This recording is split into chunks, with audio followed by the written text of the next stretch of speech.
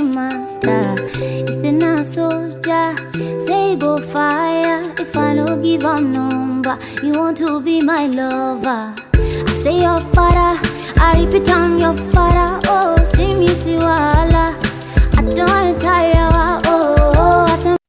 Good morning, guys. How you guys doing? I hope you guys are okay. My name is VICK. So you are welcome to our channel.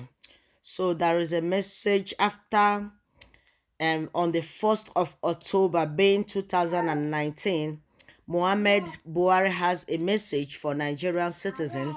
So you guys should stay tuned and watch my video and listen attentively. So this video you are going to watch now, please, I need your comments. I need your opinion. Participate in this video. Give me your comments down below.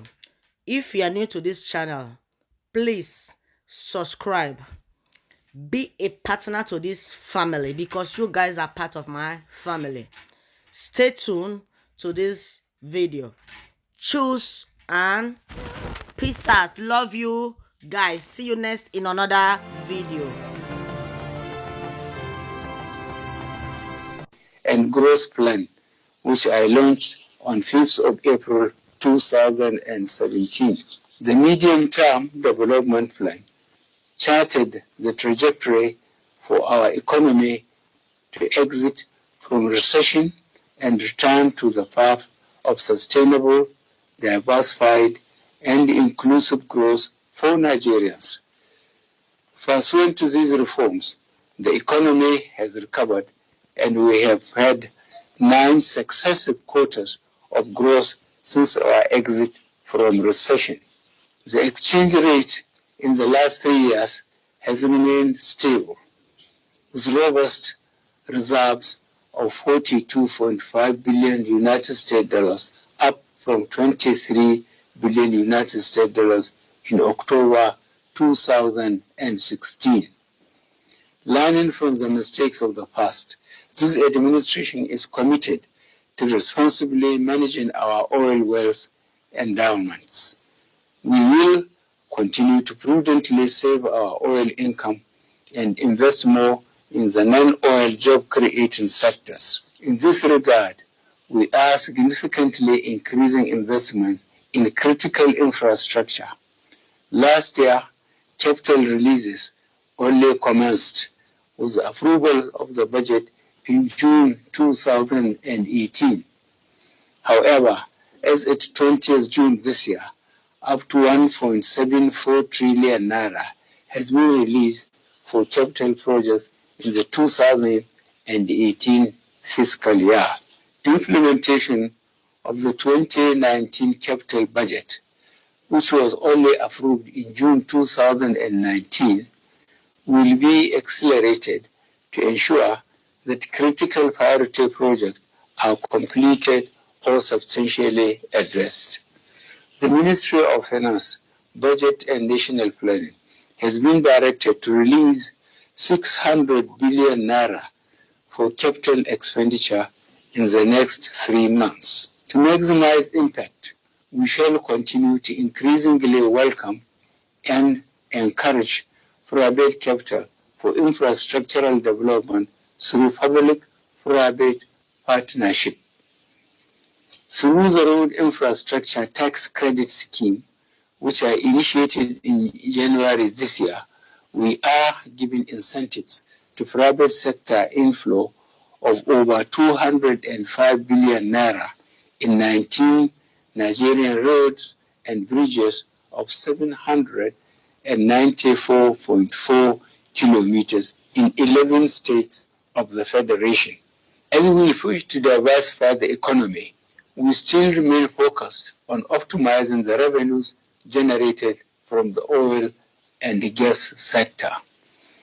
We will, working with the legislature, soon pass the Petroleum Industry Bill and amendments to the Deep Offshore Act and Inland Basin Production Sharing Contracts Act into law to ensure government obtains a fair share of oil revenues whilst encouraging private sector investment. We will also continue our fight against illegal bunkering of crude oil and the smuggling of refined petroleum products across our borders, including the diligent prosecution and conviction of offenders found guilty of these acts. Whilst Nigeria remains committed to free and fair continental and international trade, we will not hesitate to take all necessary steps to tackle illegal smuggling, transshipment,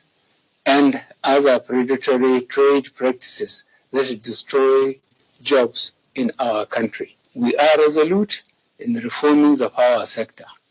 In August this year, we launched the Presidential Power Initiative to modernize the national grid in 3 phases, starting from 5 gigawatts to 7 gigawatts, then to 11 gigawatts by 2023, and finally 25 gigawatts afterwards.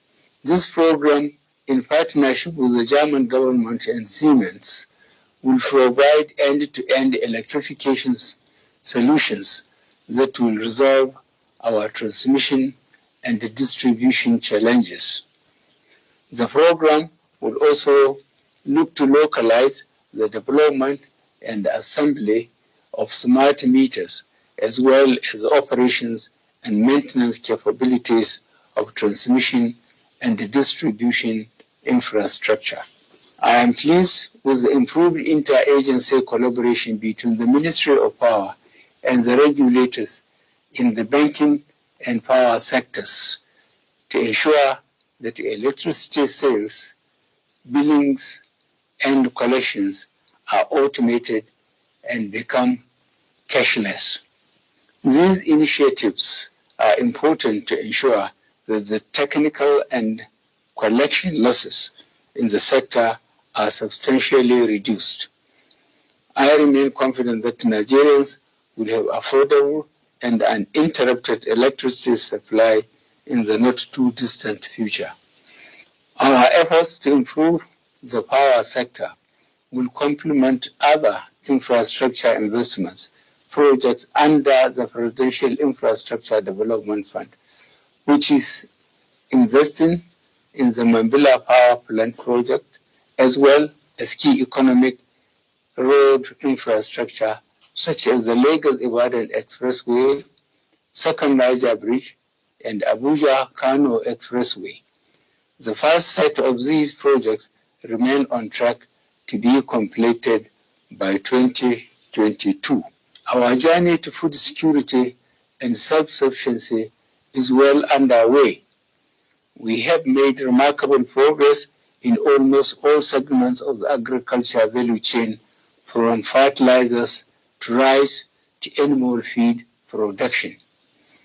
We shall sustain these policies to ensure additional investments are channeled, thereby creating more jobs in the sector. We must not go back to the days of importing food and thereby exporting jobs.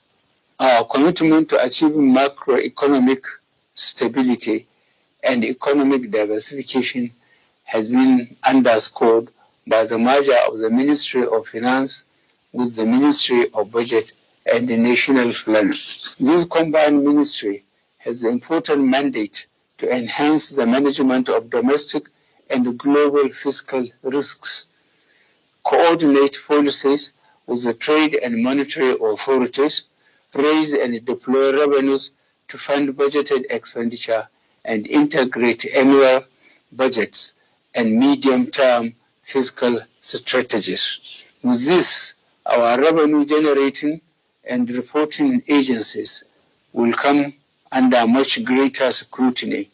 Going forward, the new performance management framework will reward exceptional revenue performance, while severe consequences will attend failures to achieve agreed revenue targets.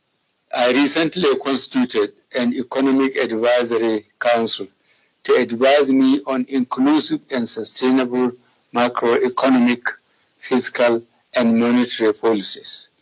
This independent body will work with relevant cabinet members and the heads of key monetary, fiscal, and trade agencies to ensure we remain on track as we strive for collective prosperity. However, we are also committed to ensure that the inconvenience associated with any painful policy adjustments is moderated, such that the poor and the vulnerable who are most at risk do not bear the brunt. Our ongoing 500 billion naira sufficient intervention program continues to target these vulnerable groups through the homegrown school feeding program, government economic empowerment program, Empower Job Creation Program, loans for traders and artisans, conditional cash transfers to the poorest families, and social housing scheme. To institutionalize these impactful programs, we created the Ministry for Humanitarian Affairs, Disaster Management, and Social Development, which shall consolidate and build on our achievements to date. To the beneficiaries of these programs, I want to reassure you that our commitment to social inclusion will only increase. Our population growth rate remains among the highest in the world, presenting both challenges as well as opportunities. It is our collective responsibility to ensure that we provide adequate resources to meet the basic needs of our teeming youth. Accordingly, we shall continue to invest in education, health, water and sanitation, as well as food security, to ensure that their basic needs are met, while providing them with every opportunity to live peaceful, prosperous, and productive lives. On fighting corruption, our institutional reforms to enforce the Treasury single account policy, introduce the Whistleblowers Initiative, expand the coverage of the Integrated Payroll Personnel and Information System, as well as the Government Integrated Management Information System, have saved billions of naira over the last 4 years and deterred the rampant theft and mismanagement of the public funds that have plagued our public service. The Ministry of Justice, the Independent Corrupt Practices Commission, and the Economic and Financial Crimes Commission will continue to address this menace. We are determined to ensure that transparency and good governance are institutionalized in public service. We must commit to installing a culture of good governance in all we do. This administration has fought against corruption by investigating and prosecuting those accused of embezzlement and the misuse of public resources. We have empowered teams of prosecutors, assembled detailed databases of evidence, traced the proceeds of crimes, and accelerated recovery of stolen funds. Furthermore, we partnered with our friends abroad to combat tax evasion, smuggling, terrorism, and illicit financial flows. In June 2018, I assented to the Mutual Assistance in Criminal Matters Act to provide a domestic legal framework for obtaining international assistance in criminal matters. This measure has already strengthened our law enforcement agencies in obtaining evidence, investigating suspects, and facilitating the recovery, forfeiture, and confiscation of property implicated as proceeds of crime. An example is the $300 million United States dollars recently identified as part of the Abacha money laundering case, working closely with the government of the United States of America. The Federal Ministry of Justice is working with the United States Department of Justice to conclude a memorandum of understanding to expedite the repatriation of these funds. The P&ID Arbitral Award has underscored the manner in which significant economic damage has been caused by the past activities of a few corrupt and unpatriotic Nigerians. The policies that we are putting in place today are to ensure such criminal and unpatriotic acts do not go without consequences. Our renewed partnership with the Ninth National Assembly will facilitate the swift passage of enabling laws that will institutionalize these anti-corruption efforts in our criminal justice system. In this connection, I call upon our states to intensify their own efforts to instill greater fiscal transparency and accountability, and to ensure greater fiscal efficiency and optimum use of our very scarce resources. The blight of corruption is fighting back. Nevertheless, this is a battle that we shall see through, and this is a war which we shall win by the grace of God. I will also call upon all Nigerians from every walk of life to combat corruption at every time by choosing to question and confront corrupt practices, by reporting unethical practices, or through whistleblowing. Together, we can overcome corruption and will no longer be a country defined by corruption. Fellow Nigerians, let me reiterate my call for unity across our dear nation.